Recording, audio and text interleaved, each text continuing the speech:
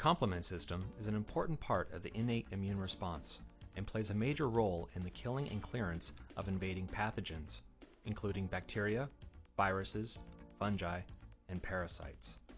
The system is composed of over 30 proteins, most of which are found in serum, while the remaining proteins are membrane-bound proteins and receptors.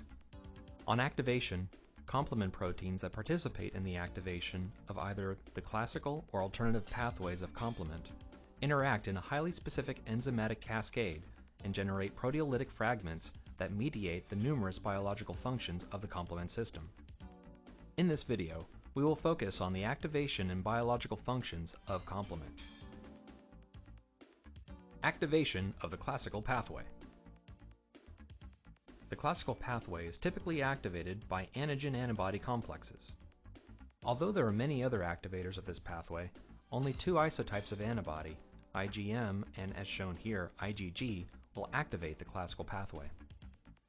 While one pentameric IgM antibody will activate the classical pathway, a minimum of two IgG antibodies in close proximity are required. In either case, antibody must be bound to antigen in order to activate the classical pathway.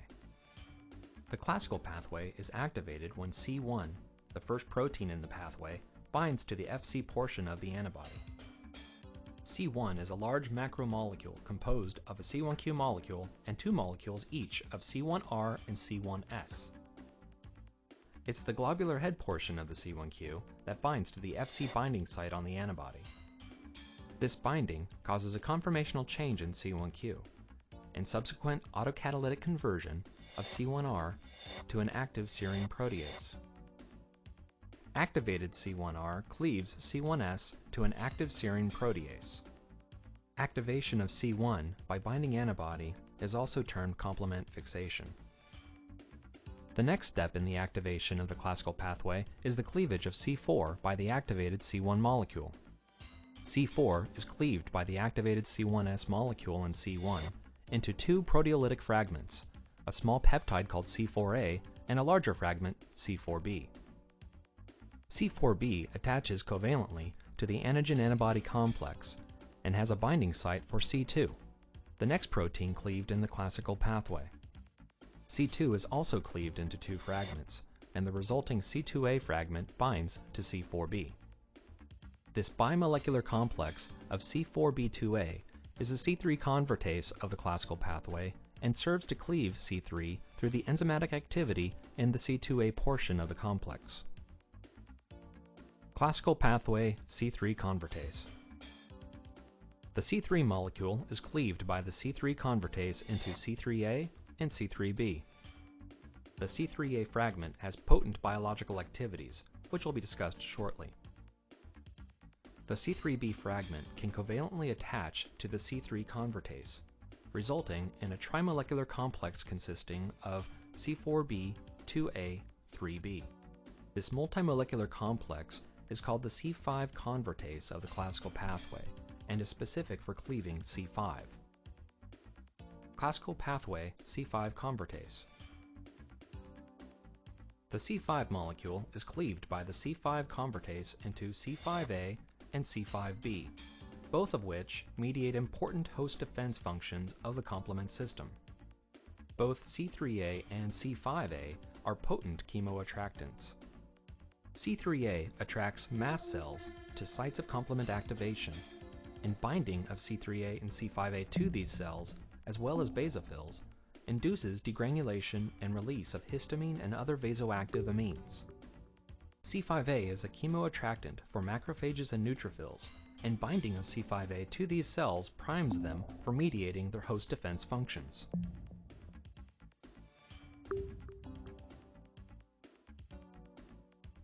The terminal complement pathway, or formation of the membrane attack complex. One of the best-known host defense functions of the complement system is its ability to lyse many bacteria, envelope viruses, and nucleated cells.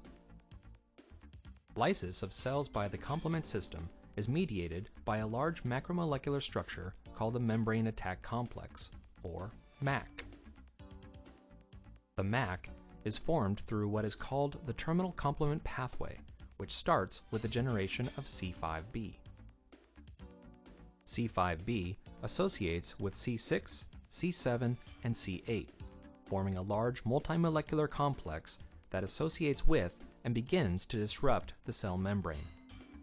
Subsequently, C9 binds to C8, and this is followed by the binding of many additional C9 molecules, leading to the formation of a large pore in the cell membrane.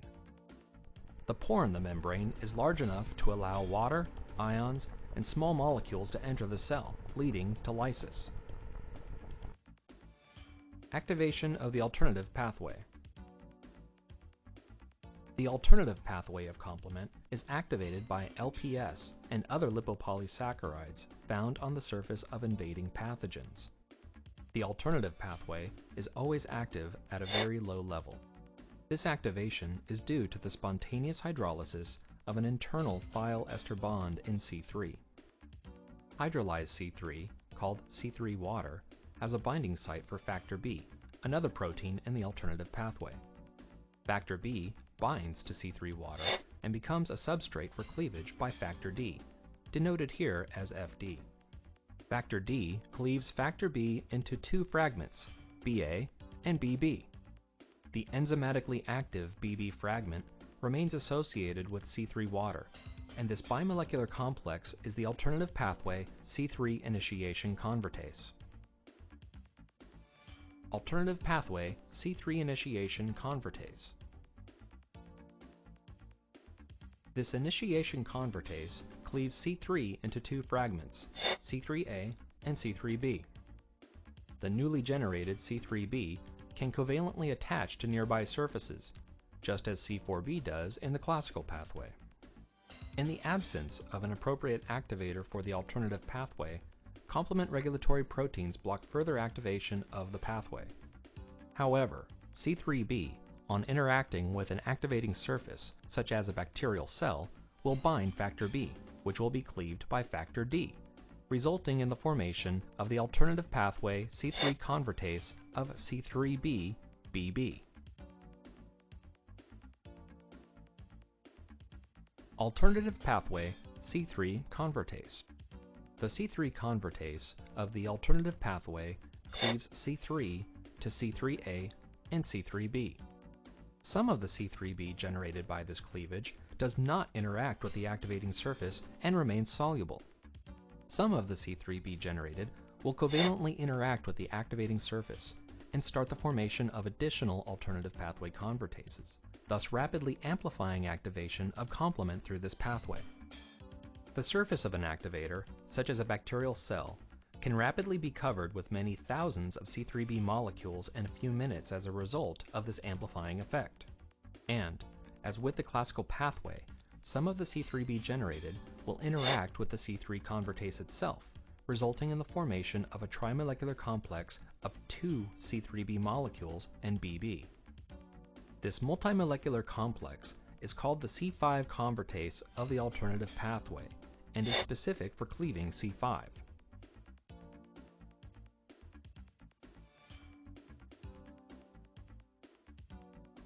The C3a and C5a fragments generated by activation of the alternative pathway mediate the same functions of chemoattracting and activating granulocytes and phagocytic cells.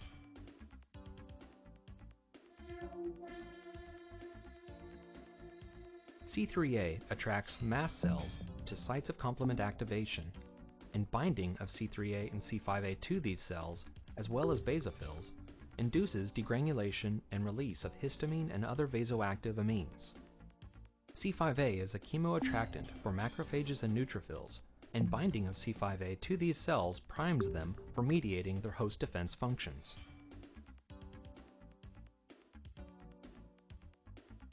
Activation of the alternative pathway results in the formation of the membrane attack complex, leading to the lysis of the invading pathogen. Lysis of cells by the complement system is mediated by a large macromolecular structure called the membrane attack complex, or MAC. The MAC is formed through what is called the terminal complement pathway, which starts with the generation of C5b.